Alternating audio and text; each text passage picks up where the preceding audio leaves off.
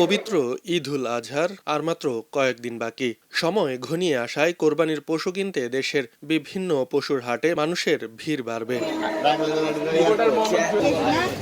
কোরবানির পশু কেনার সময় কৃত্রিমভাবে মোটাতাজা করা পশু চেনার উপায় এবং প্রাকৃতিকভাবে গরু মোটাতাজাকরণ বিষয়ে দিক নির্দেশনা দিয়েছেন বাংলাদেশ কৃষি বিশ্ববিদ্যালয়ের ফিজিওলজি বিভাগের অধ্যাপক ও প্রাণী বিশেষজ্ঞ ডক্টর মোহাম্মদ আলম মিয়া। আমরা কৃত্রিম উপায়ে যে সমস্ত গরু মোটাতাজাকরণ করা হয়েছে, সেক্ষেত্রে আবার দেখা গেছে এই সমস্ত গরু অনেক দূর থেকে হাঁটিয়ে নিয়ে আসা হয়, সেক্ষেত্রে তার শরীরে তাপমাত্রা অনেক বেশি থাকে, এসে হাঁপিয়ে যায়, তাদের রেসপিরেশন রেট অনেক বেড়ে যায়, তাদের খাওয়ার আগ্রহ কম থাকে।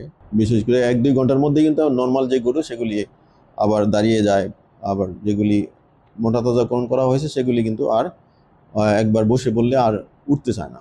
এদিকে ময়মনসিংহ জেলা প্রাণী সম্পদ কর্মকর্তার কার্যালয় সূত্রে জানা গেছে, কোরবানির জন্য জেলায় চাহিদা রয়েছে 1,81,266টি পশুর বিপরীতে জেলার 13টি উপজেলায় প্রস্তুত রয়েছে 2,26,148টি। এছাড়া রয়েছে ছাগল, ভেড়া ও মহিষ। জেলার চাহিদার চেয়ে 44,882টি পশু বেশি রয়েছে। খবরের কাগজ, নিখাত, নির্ভীক, নিরপেক্ষ।